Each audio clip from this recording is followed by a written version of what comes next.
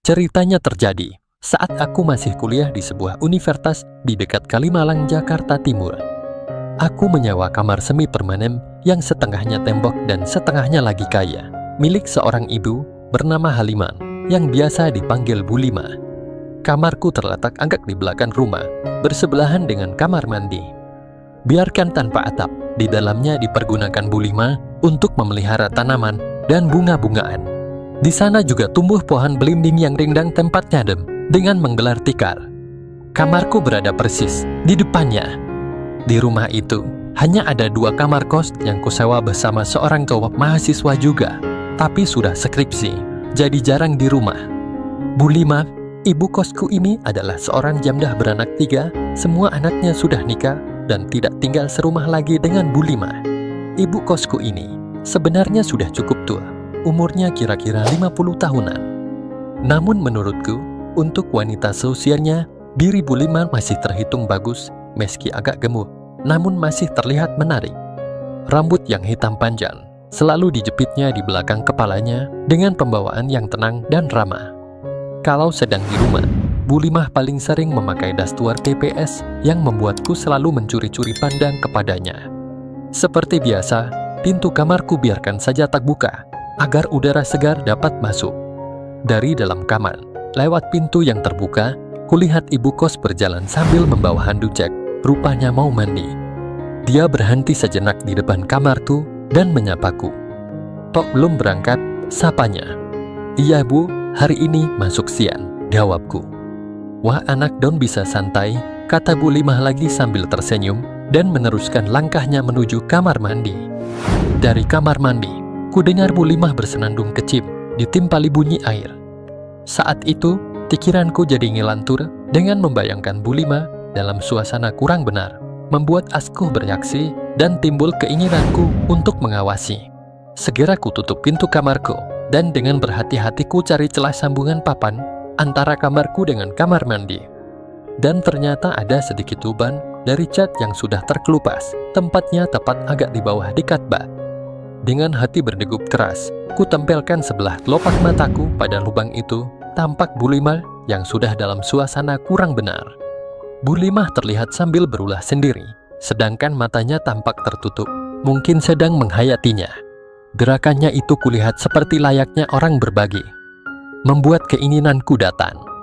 Ku panggil asku yang sudah bereaksi, lalu ku jalankan sendiri dan tak kupedulikan lagi kemungkinan seandainya Bu Lima mengetahui apa yang aku lakukan. Semakin lama keinginanku semakin tak terkendali. Kepalaku sudah tidak bisa berpikir jernih lagi. Yang ada di kepalaku, bagaimana caranya bisa mendapatkan Bu Lima. Bu Lima pun akhirnya selesai MMD. Aku pun segera bersiap-siap dengan rencanaku. Bu Lima pun keluar dari kamar MND. Ketika Bu Lima melewati kamarku, cepat ku buka pintu kamarku. Dan tanpa berkata-kata lagi, ku pilih Bu Lima dari belakang sambil menerka hamluceknya hingga akhirnya Bu Lima dalam suasana kurang benar. "Au, aduh, apa-apaan nih?" pakik Bu Lima terkejut. "Aduh, jangan Zal," Bu Lima mencoba menghindar. Aku tetap tak peduli, sehingga dengan nekat, tanganku yang nganggur, kugunakan sebaik mungkin. "Aduh Zal, ingat, ibu sudah tua, lepasin ibu Zal," kata Bu Lima memohon. "Hah, ibu masih menarik kok, buktinya saya suka sama ibu. Udah deh, mendingan ibu diam aja, lagian kan ibu sudah lama nggak begininan," kataku memaksa. "Tapi ibu malu Zal, nanti kalau ada orang yang tahu gimana?" Tiba Bu Lima. "Ya makanya, mending ibu diam saja, kalau begitu, kan orang nggak bakalan ada yang tahu tangcisku." Akhirnya Bu Lima pun terdiam, dirinya tidak berusaha menolak lagi, dan aku semakin leluasa dengan tugasku. Menyadari sudah tidak ada penolakan dari Bu Lima, aku semakin antusias untuk memberinya pengaruh yang dapat membuat keinginan Bu Lima datang, agar tidak kehilangan momen. Kuputar oposisi diriku menghadap Bu Lima sambil tetap kupluyuk, kemudian menciliri kukumnya, dan ternyata Bu Lima mulai meresponnya. Sambil begitu, ku bimbing tangan Bu Lima menuju astur. Tanpa ku minta, Bu Lima memindahnya sehingga bisa terbebas. Dengan oposisi Bu Lima yang ketat berdiri, aku merendahkan diri. Bu Lima ternyata tahu apa yang akan kulakukan. Begitu terpengaruhnya aku dan Bu Lima, hingga aku dan Bu Lima sudah tidak peduli lagi kalau waktu itu kami melakukannya di udara terbuka di belakang rumah Bu Lima. Tetapi akhirnya kekhawatiranku muncul juga. Kuhentikan sejenak aktivitasku. Bu, sebentar ya, saya mau ngunci pintu dulu, takut ada yang datang, kataku sambil berdiri. Oh iya, untung kamu ingat, tapi cepet ya Zal, ibu sudah nggak sabar nih, jawab Bu Lima. Aku hanya tersenyum sambil berlalu. Sebenarnya jarak ke pintu hanya beberapa meter saja, berhubung aku dan Bu Lima sedang diliputi sebuah keinginan hingga tak mau kehilangan waktu, meski sekejap. Setelah mengunci pintu, aku kembali. Kalau pintu depan dikunci nggak, Bu? Tanyaku ketika sudah dekat Bu Lima. Dikunci, dari pagi ibu belum membukanya, jawab Bu Lima sambil memeluyuku. Zal, kita pindah ke kamar yuk, pinta Bu Lima. Di sini aja deh Bu, cari suasana lain, pasti ibu belum pernah kan begininan sama bapak dulu, di tempat terbuka seperti ini, ucapku. Kamu ini ada-ada saja, kelak Bu Lima. Aku dan Bu Lima kembali beraktivitas di atas kursi yang kutarik dari depan kamarku. Bu Lima semakin aktif, kemudian berdiri, lalu berdemikian di hadapanku. Kemudian tanpa diduga-duga, Bu Lima langsung memberikan perhatian khusus pada Astur. Tak berselang lama, Bu Lima menyudahinya. Sam, ayo langsung dimulai, rasanya ibu sudah tidak sabar, pintanya sambil mengambil tempat di atas tikar. Tanpa berkata lagi, aku menyusul Bu Lima dan kemudian memulai acara tersebut. Hingga suatu saat, aku dan Bu Lima dapat menyelesaikan tugas itu secara bersamaan. Beberapa saat aku dan Bu Lima saling diam, sambil berbaring di atas tikar, di bawah pohon rambutan yang rindang. Dengan suasana sama-sama kurang benar, aku dan Bu Lima melepas lelah sambil ngobrol dan bercanda. Aku dan Bu Lima lalu membersihkan diri di KMRMND. Dan saat itu pula, keinginanku datang kembali. Aku dan Bu Lima kembali menggelar pesta di KMRMND sampai lega. Wanita seusia Bu Lima memang sangat berpengalaman dalam menyenangkan hati pasangannya. Mereka tidak egois dalam mewujudkan keinginannya. Bahkan yang kurasakan, Bu Lima cenderung memanjakanku agar mendapatkan kesan yang berarti. Maka karena itulah, aku pun merasa dituntut untuk bisa mengimbanginya. Keinginanku terhadap Bu Lima entah kenapa selalu menyala. Maunya setiap hari aku bisa berpesta, dan ternyata Bu Lima pun demikian. Hal ini ku dengar sendiri ketika aku mengajaknya untuk berbagi. Padahal ketika itu teman kosku sedang ada di kamarnya. Saat Bu Lima sedang mencuci piring, aku datang menghampirinya, tapi dengan halus Bu Lima menolaknya. Jangan sekarang Zam, nanti temanmu tahu, kata Bu Lima. Tapi Bu, saya sudah nggak sabar, sanggahku. Ibu juga sama, malahan ibu pinguinnya tiap hari demikian sama kamu, sahutnya. Akhirnya aku mengalah dan kembali ke kamarku dengan keinginan yang tak terwujud. Sudah 4 hari ini, keinginanku tak terwujud. Aku dan Bu Lima hanya bisa saling bertukar kode, tanpa bisa berbuat lebih. Hingga ketika itu sore hari, mendadak temanku pulang ke kampungnya setelah dapat telepon bapaknya sakit. Setelah temanku pergi, ku kunci pintu, lalu segera aku mencari Bu Lima. Di dalam rumah, tampak Bu Lima baru keluar dari kamarnya. Mau kemana, Bu? Tanyaku mendekatinya. Ibu mau ngaji dulu, Zal, jawab Bu Lima. Bu, ayo Don, sudah lama nih, rajuku. Nanti aja ya Zal, ibu cuma sebentar kok ngajinya, sanggah Bu Lima. Ayolah Bu, sebentar saja, paksaku sambil ku peluyuh-luyuh Bu Lima. Dasar kamu, gak sabaran banget, tapi sebentar aja ya, renyek Bu Lima. Akhirnya pasrah. Ternyata Bu Lima juga sudah terbawa suasana. Perhatianku segera diresponnya dengan antusias. Meskipun waktu itu Bu Lima memakai kerudung, tak menghalangi aku dan Bu Liman untuk saling berbagi rezeki. Malahan aku merasa ada nuansa yang lain yang kian membuat keinginanku menjadi, dan permintaan Bu Lima memindah kerudungnya pun kularang. Ayo Sal, buruan mulai, pinta Bu Lima. Iya Bu, di sini aja ya Bu, jawabku sambil membimbing Bu Lima ke kursi panjang yang ada di ruang tamu. Tapi nanti kalau ada orang gimana Zal? Tanya Bu Lima khawatir. Tenang aja Bu, kan kita nggak pindah semuanya. Aku meyakinkan Bu Lima.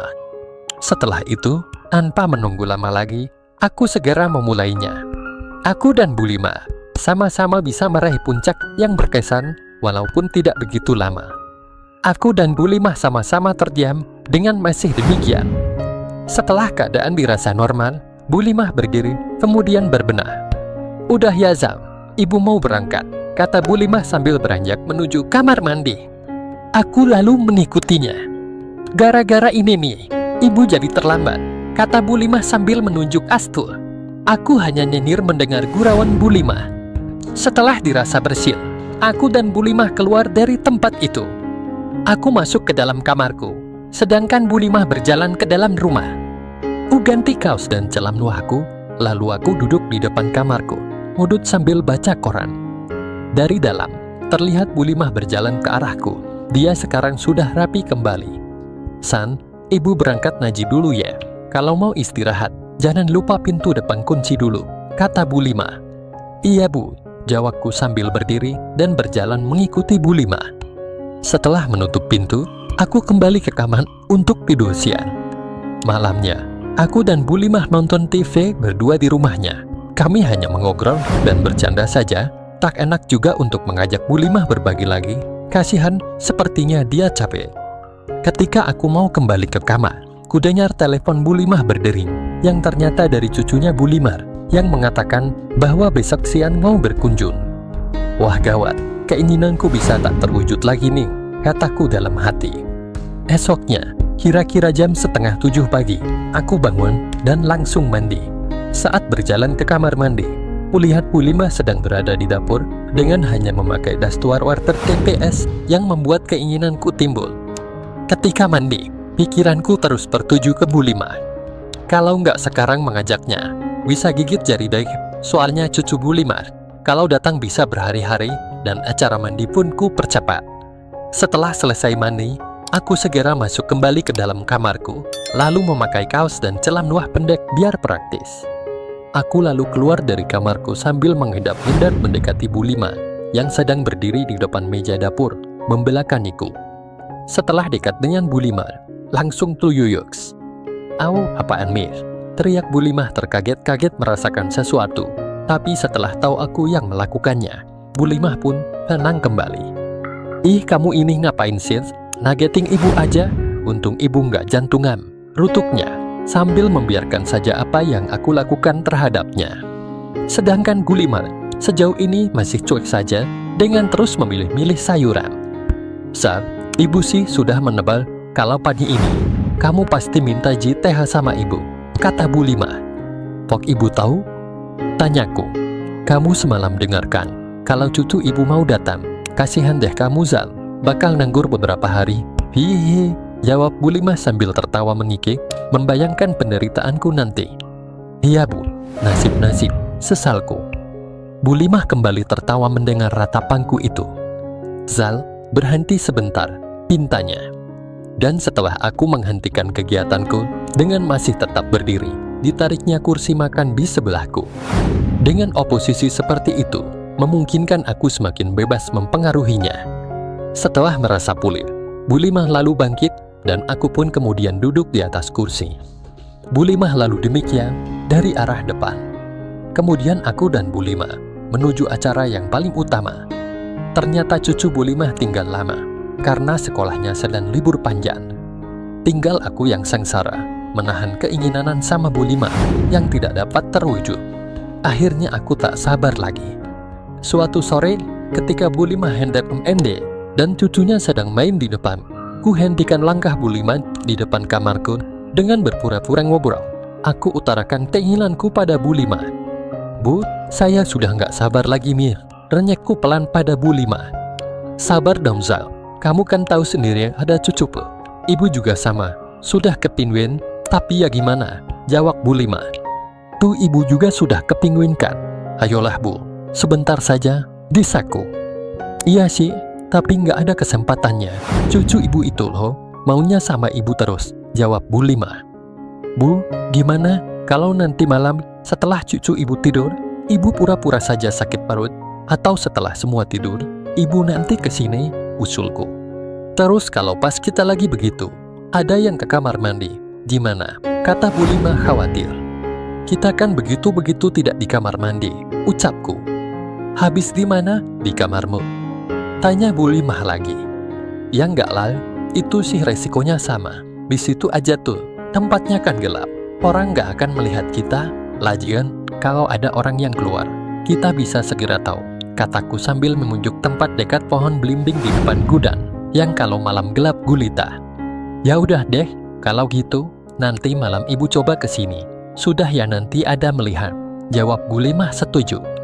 Untuk semakin mematangkan rencana, dari habis isya, aku berpura-pura tidur dan lampu kamarku pun kumatikan. Menjelang tengah malam sekitar jam 11, kudengar pintu belakang rumah Bu Lima dibuka. Segera kulihat dari celah jendela, seperti yang kuharapkan, terlihat memang Bu Lima yang keluar. Segera aku bangun dan keluar. Tanpa mengeluarkan kata, setelah menutup kembali pintu rumahnya dan melihatku keluar dari kamar, Bu Lima langsung menuju tempat yang telah direncanakan. Aku menyusulnya dengan langkah hati-hati. Setelah berdekatan, aku dan Bu Lima langsung saling berciu-ciukan dengan mencoba tetap waspada kalau ada orang rimah yang keluar. Bu Lima berdiri menyender di dinding dan setelah dirasa posisinya pas, segera kami melepas kerinduan yang lama terpendam. Biarpun dalam keadaan yang tidak begitu leluasa, aku dan Bu Lima saling menyukainya. Aku dan Bu Lima sama-sama terdiam dengan tetap berciu-ciukan. Ternyata seru juga ya Zal, berbagi begini. Bu Lima berbisik telan di telingaku. Iya Bu, jawabku singkat. Besok malam gimana Bu? Tanyaku. Gimana besok aja deh Zal, kita cari cara yang lain. Udahnya ibu mau masuk, jawab Bu Lima. Sebentar Bu, cegahku. Ih kamu ini nggak ada cukupnya ya, sahut Bu Lima manja. Tak berapa lama, tugasku kusudahi. Bu Lima lalu berjalan menuju pintu, aku mengikutinya dengan demikian dari belakang. Hubungan istimewaku dengan Bu Lima terus terjadi dan kian lama ku rasakan kian dekat saja, hingga kalau tidak halangan, bisa tiap hari aku dan Bu Lima melakukannya. Kisahku dengan Bu Lima itu terus berlangsung dengan aman sampai aku lulus dan wisuda, dan berlanjut saat aku mulai kerja, karena aku tetap tinggal di rumah Bu Lima. Bahkan hingga akhirnya aku menikah dan pindah rumah pun, sesekali aku tetap menggambangi Bu Lima untuk berbagi dengan Bu Lima. Entah kenapa, aku tak pernah bosan untuk melakukan dengan Bu Lima, dan sebaliknya Bu Lima pun dengan senang hati tetap menuruti keinginanku. Sekian dan terima kasih.